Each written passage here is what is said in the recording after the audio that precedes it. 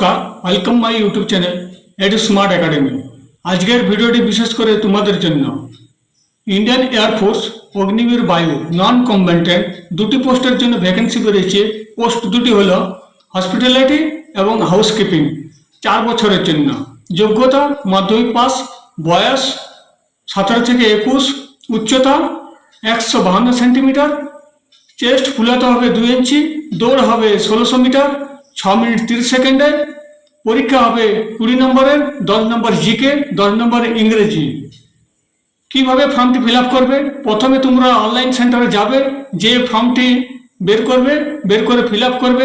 যা যা ডকুমেন্ট চায় তাতে ডকুমেন্টগুলি দিয়ে বাই পোস্টে স্পিড পোস্ট করে পাঠাবে। আমাদের পশ্চিমবঙ্গের জন্য রয়েছে ব্যারাকপুর অ্যাড্রেস।